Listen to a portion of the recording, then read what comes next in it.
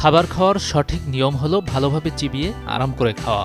এতে খাবারটা চূর্ণ হয়ে ছোট ছোট অংশে ভাগ হয়ে যায়, হজমও হয় সহজে। তবে কেউ কেউ খুব দ্রুত খাবার খান, কম চিবিয়ে গিলে ফেলেন তারা। এটি মোটেও স্বাস্থ্যকর কাজ নয়। খাবার ঠিকমতো চিবিয়ে না খেলে অনেক মারাত্মক স্বাস্থ্য সমস্যা দেখা দিতে পারে। যদি খাবার পুরোপুরি চিবানো না হয়, শরীর পর্যাপ্ত ভিটামিন এবং খনিজ শোষণ করতে পারে না, ফলে পুষ্টিহীনতা দেখা দেয়।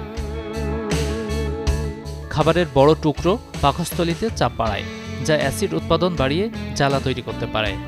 পাকস্থলীর অ্যাসিড সঠিকভাবে খাবারের সঙ্গে না মিশে গেলে তা গলায় ফিরে আসতে পারে। খাবার ঠিকমতো চিবিয়ে না খেলে হজমের সমস্যা হয়, আর হজম না হওয়ায় গ্যাস জমতে পারে, যা পেট ফোলা ও অস্বস্তি তৈরি করে।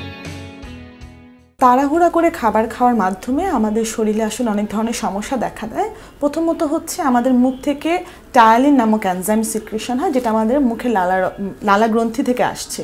তো আলফা টায়ালিন বা আলফা অ্যামাইলেস আমাদের লালা গ্রন্থি থেকে বের হওয়ার সময় অ্যাসোফাগাসে বা খাদ্যনালীতে খাবার প্রবেশের সময় থেকেই সেই এনজাইমগুলো কাজ করা শুরু করে।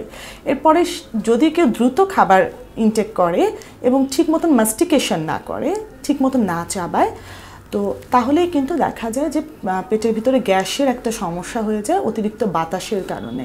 তো ফ্ল্যাটুয়েন্সের আরেকটা বড় বিষয় বা বায়োগ্যাসের একটা বড় বিষয় কিন্তু আস্তে আস্তে করে খাবার খাওয়া এবং চিবিয়ে ভালো করে খাবারটাকে গ্রহণ করা।